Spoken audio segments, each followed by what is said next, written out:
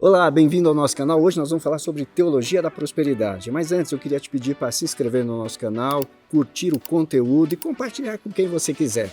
Pode fazer comentário também. Teologia da prosperidade. Quem não quer ser próspero? Talvez seja a pergunta que a gente poderia fazer. Mas a prosperidade, ela pode ser adquirida ou conquistada de qual maneira? De todas as maneiras? Será que Deus está preocupado com isso ou não? Será que Deus tem realmente a vontade de que você seja uma pessoa próspera? Talvez essas perguntas nos ajudem a responder se a teologia da prosperidade é algo que nós precisamos e devemos crer ou nós precisamos ter atenção para saber se não estamos pensando de uma forma errada. Para isso eu quero ler para você Deuteronômio capítulo 28, verso 8. Olha só o que a Bíblia diz. O Senhor enviará bênçãos aos seus celeiros e a tudo que as suas mãos fizerem. Olha que coisa maravilhosa! O Senhor, o seu Deus, os abençoará na terra que lhes dá. Bom, este é um texto, mas vamos comparar algumas coisas. Quando a Bíblia fala de finanças, você precisa saber de uma informação muito importante. Este é um dos temas mais falados pela palavra de Deus. Por exemplo, sobre oração, nós temos ali mais ou menos 500 versículos. Sobre fé, nós temos menos de 500 versículos na Bíblia. Mas sobre finanças, dinheiro, poder, posse, tem 2.350 versículos. Uau! Por que a Bíblia fala tanto desse assunto? Porque ela quer que nós sejamos prósperos ou porque ela tem um objetivo nisso daí? Então eu queria chamar você para que a gente pudesse pensar nesses próximos minutos a respeito disso. Esse número de 2.350 versículos é impressionante. Por que a Bíblia fala sempre disso, de finanças, de como você saber administrar, da prosperidade, do próprio dinheiro? É porque, na verdade, o dinheiro está no coração do homem, quase se tornando um ídolo. E se não tomar cuidado, vai se tornar um ídolo. Então, nós temos versículos que advertem, não somente advertem, mas como nos ensinam a como lidar com a nossa área financeira. Se você pegar o capítulo 20, aliás, Salmo número 20, versículo 4, você vai ter ali uma bênção sobre o sucesso. E o sucesso sempre faz uma conexão de alguém bem-sucedido financeiramente. Bom, a teologia da prosperidade, ela vem numa onda de que Deus quer que você seja abençoado a todo custo, que você pode e deve ser abençoado nessa vida. A teologia da prosperidade, em sua raiz, quando ela nasce, ela traz um ensinamento de que se você não é alguém próspero, então você está em pecado. Você está numa situação que não é favorável a Deus e por isso que Deus não te prospera. Isso foi muito divulgado pelo mundo, nasceu nos Estados Unidos, mas foi amplamente divulgado aqui no Brasil. E hoje nós vemos isso de diversas maneiras. Essa teologia da prosperidade, ela não é tão clássica ou não está sendo divulgada de uma maneira tão clássica como estava antes. Hoje nós temos isso daí disfarçado dos coaches gospel que estão por aí falando a respeito de dar certo com mágicas, né? E com a Bíblia na mão. E a Bíblia pode ser para todas as coisas, inclusive para essa finalidade, né? Apesar que não é isso que Deus quer.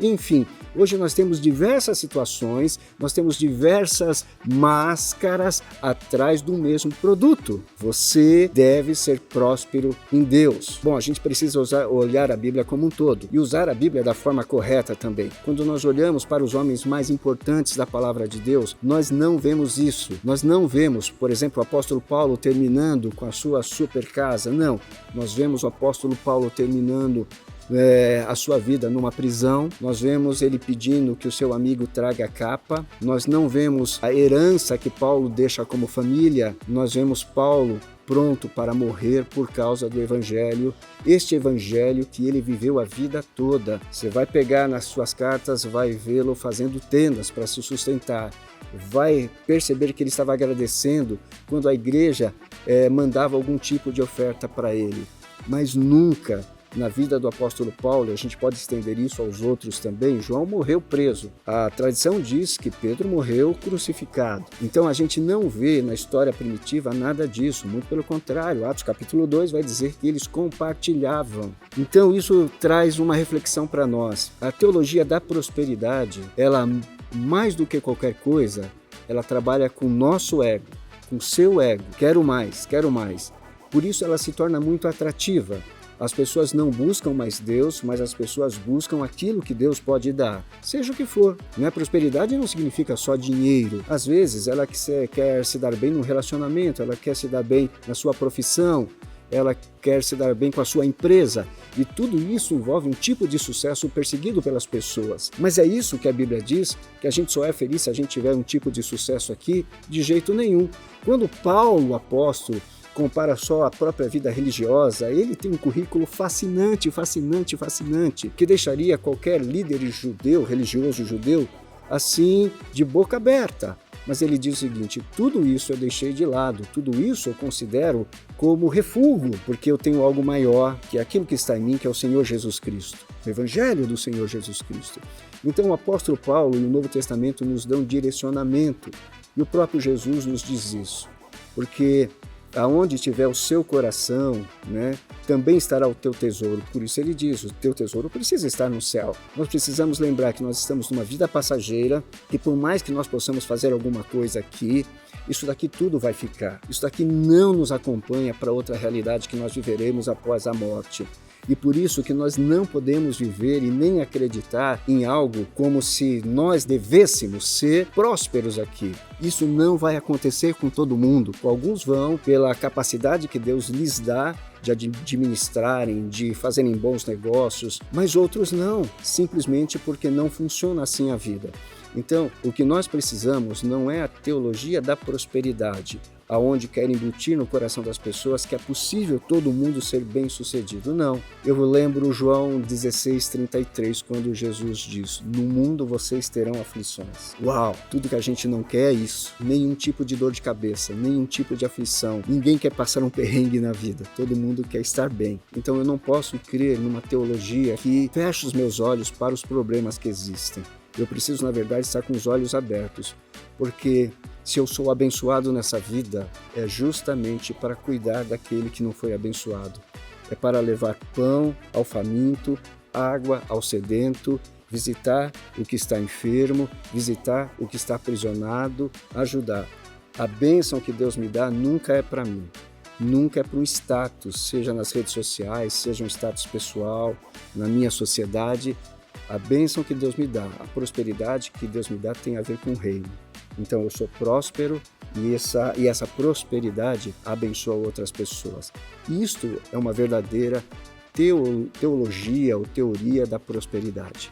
Eu sou abençoado para abençoar outras pessoas. Pegue José de Arimateia. Ele abençoou Jesus com seu túmulo.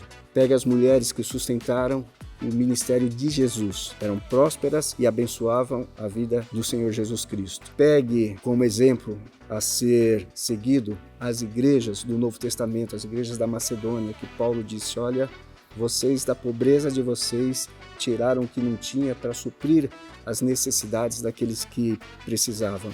Isto é ser rico.